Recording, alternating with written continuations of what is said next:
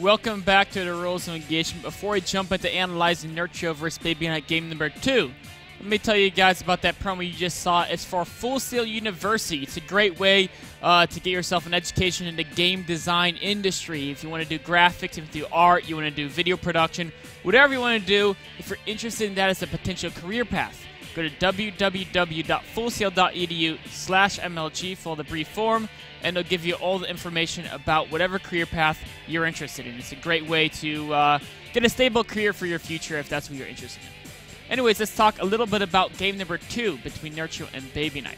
We're going to start off talking about how you can set up for a different builds in a series, basically the mind games of playing in a best-of-5 series.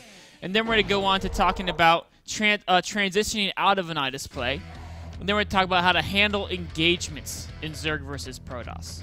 So as we jump into this game, the first thing I want to note is look at Nerchio's base, right? It's got a Nidus Canal. This is a very crazy aggressive build you've seen, the Zerg Nidus Canal. But the one thing to note is that from the Protoss perspective, all he knows is the Zerg open with, you know, he knows he has the Zerg as a gas, and he knows the Zerg is probably on 2 bases. But this is exactly what he saw last game. And last game it was, you know, muteless play. So he's not thinking it's some crazy aggressive build, because what Nerchio's been doing is he's making his opening 5 to 6 minutes of the game look identical to his opponent. This is very important if you're playing in a series game, or a series like a best-of-3, best-of-5 series against a high-level opponent like Babyknight. You make all your builds look identical for the first 5 to 6 minutes. And this way, you'll conceal any aggressive builds that you're going to do in the series, but via the fact that it looks just like a normal build. Now, if you are doing fast 3 bases every single game, right, and your opponent sees no third, they're going to be suspicious. But if you're doing 2 base tech builds every game, then you mix it at 2 base all-in, as long as they don't see the fast Roach Horn and Nidus, which of course they can't this early in the game, you're going to be in great shape to do that, to mix in those aggressive options. So that's something to remember if you're ever in series play, or if you're trying to figure out why players are doing builds certain ways. It's because they're trying to mix in that that type of element of making your builds always look identical. So sometimes they'll do a build in not the most optimal way, but to make it look like you're not actually doing that build. Of course, Babyknight utilizing that great ability to recall his forces back to the Nexus and putting up the Photon Overcharge on the Nexus is going to allow him to scrappily defend this type of Nidus attack. But what we're going to notice is that damage is being done, right? The probe kills are being racked up to, there's 7 right now. More of these probes will go down. There's queens out here. I would love to see actually a creep tumor placed down on this creep. As is, though, not a terrible situation for Nerchio. While his all-in, it's pseudo all-in, very aggressive opening, I'll say, it's going to be defended with the helpless Nexus, the Void Ray popping out, and of course, triple Warp Gate Warpins. If we look at it now, he's slightly ahead in workers. He's got lair tech up. He doesn't have any great options, but he's got the Nidus down. He's got road speed almost done. So he's okay in this game. But now he's got to think about how to transition out of it, because it's at the point now where the Protoss is going to keep warping units in. Because he pulled his queens, he's got no larva inject on either of these hatcheries, which means that he only has 2 larvae. He really is going to basically develop a lot of money, unable to really send in more units past this squad. So he's going to have to transition. And there's 2 options in how to transition out of Nidus play. One thing you can do is first you have to realize that he's got some time before his opponent can counterattack, right? There's no sentries with force fields. There might be a couple air units, but there's not going to be a strong Protoss attack coming across the map down here anytime soon, just because of the fact that there's no mothership core energy, so there's no recalls available, there's no time orbs available, there's no force fields available, and the Protoss doesn't have enough money to really power up a lot of warp gates to produce a lot of gate units very fast. So you've got some time before you have to worry about any type of attack. Now you can use that time to do 2 things. One, what you could do is you could focus on economy. What that means is you should not have 500 gas here. That means about half a minute ago, in fact, probably right about here, if you're going to transition into economy, at this point you already know that Protoss is going to defend it. A Zerg player like Nerchio knows he won't win the game at this point. So he has 2 options. One is pull all these drones off gas, right? And just crank out drones like a maniac. Like, absolutely crank those drones out, double expand, get a whole bunch of roaches and hydralisks, and just focus on denying your opponent's start base, right? The other option is to say, you know what, I've got 3 gases, I've got 350 gas in the bank, I can use that gas to go for gas-heavy tech unit, right? That could be going straight to Infestors right now. That could be building a Spire, going straight to Mutalisk. It could be getting Infestation Pit and going Swarm Host, knowing that my opponent doesn't have detection, doesn't have any area of effect damage, and Swarm Hosts are going to be very, very effective at continuing to do damage to my opponent while he has a low unit count and is scrambling to rebuild his workers over here. So I would say the one thing Nerchio maybe made a slight mistake on is that what he's doing is he's double expanding, and he's going for low tech, Roach Hydra, and economy, but I think he could have done it a little more efficiently if he took some of the guys off gas, because he does have a little surplus of gas now. Of course, once he starts wanting to get all these upgrades into play, you know, and really crank out a ton of Hydras and Roaches, then he needs to retake those gases. But for the moment, it would be nice if he had a little more minerals to really, really crank that drone count, because right now, he's on roughly even economy to a Protoss player, and that's never what you want to do as a Zerg if you're going for those low-tech Roach Hydra core unit types. As is, though, it's still going to work out okay. I mean, he still has the map control right now because his opponent has no force fields, his opponent has no recall quite yet, so he's still doing okay. And now we come into the next part, which is going to be as you get further in the game with Zerg, there comes into this point where, you know, you're both macroing up. In fact, let's fast forward this a bit. Your opponent's macroing up. You can look, they're both growing in economy. Your opponent's going Colossi, they're getting sentries, they're getting all this good Protoss death ball type stuff. And you as a Zerg player, you're just building Roaches and Hydralisks. Maybe you cancel their third once because, they, of course, they want to preserve their army. You lose some units because force fields are really strong. And then you're going to come to this point where the big engagements are going to happen. There's going to be these large-scale, massive engagements. Your opponent's going to move out across the map, perhaps, and really try to put some pressure on you. And this is what separates the great players from the good players, is handling engagements in Zerg versus Protoss. So we're at the point, if you know your opponent's attacking you, in this situation, in fact, let's actually keep an eye on this guy and just play this. If you know your opponent has to attack you from this position, what you want to do is you want to set up a position. As we can see right here, what Nerchio has, you set up a position where your concave is really strong. And you can see there, in fact, let's actually take another look at that, exactly what happened. He knows his opponent. He knows his opponent has to come up through this sector right here, right? He knows his opponent's coming up via this angle, and so he says, what's the best way to go ahead and defend that angle? Well, I can come up and create this giant concave here, and look at that amount of surface area.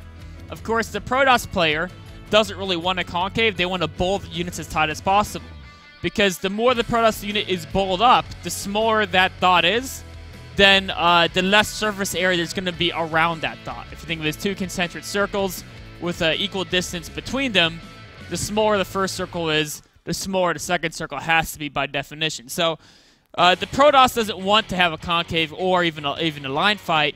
What they want is to create a tiny ball, and the Zerg wants to get as much surface area around that ball as possible. And if you know your opponent has to attack you, you pick spots across the map. On every map, there's going to be some spot between you and your opponent where you can set up a great concave or a great flank. Pick that spot to defend, and as soon as they come up, all of a sudden you're in an amazing position if we jump and see what happens. From Babyknight's perspective, right, he says, oh no, I'm in this terrible position, what do? He's got to do that recall to get out of there. And you know what, yeah, it's not ideal, but you made him use a ton of force fields, even got a couple kills here, got that Colossi kill. That's great, great news. But now you're in a situation where, okay, why did Babyknight attack there? He attacked there because he was afraid Nerchio was teching up, right? Nerchio did a great job of having the Overseer in his army, and the Overseer and Corruptors were killing any observers that would come in. And so from a Protoss perspective, you think, oh, he might be going Hive and Broodlords and scary stuff and be Vipers. I've got to put some pressure on and knock him out before he gets at units. Babyknight attacks, he's all Roach Hydralisk, says, okay, now I need to sit back and defend and I'll win. Because everyone knows in the very late game, if a Zerg's stuck on Roach Hydra Corruptor, they are going to lose to the Protoss player. So now the roles are switched.